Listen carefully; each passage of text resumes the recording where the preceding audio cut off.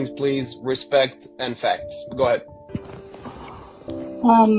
So a couple of facts. I am American. I'm Jewish. My family lives in Israel. I just lived in Israel for the last 4 months. I got back 2 weeks ago.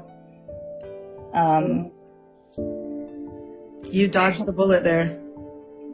Literally. So what I think everyone who's never been to Israel and to Palestine don't really understand. You don't really understand until you go to the territories around the West Bank and around Gaza, and you're close up and you see the wall, and when you see the surveillance, and when you see cameras pointed towards the settlers, just a couple, and then you see thousands of cameras pointed towards the West Bank and to Palestinians, and those cameras are pointed into their homes, like not just the streets, not the public areas, straight into their homes, into their backyards, on their rooftops. I mean, until you see it, and you see that there are, on the checkpoints, there are autonomous weapons loaded and ready to shoot someone based on video footage, and that those autonomous weapons are pointed on one side. Like, I don't think people understand what occupation means.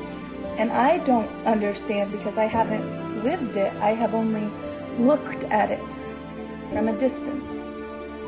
But what I can imagine is if you're a child and you're growing up knowing that the country that you live in hates you, and that they are willing to kill you, having never met you in their life based on just a video image, that the facial recognition and the surveillance and the high degree of technology and spyware that they have guarantees that they could pick off Hamas members one by one without ever blanket bombing Palestine.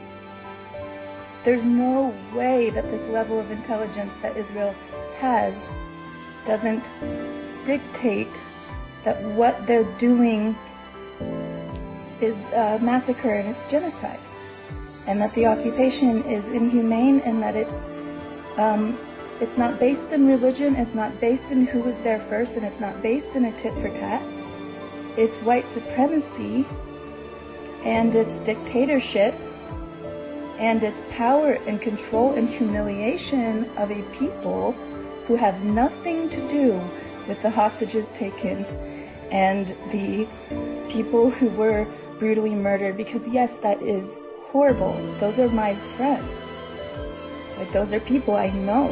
Like, I still have a family member who's missing, and we're giving DNA trying to figure out where they are. We don't know if they're dead or alive.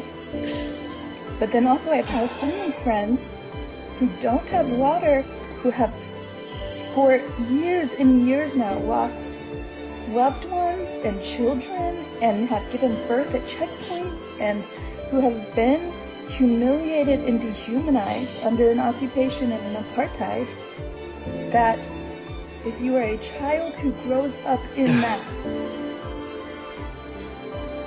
why would you not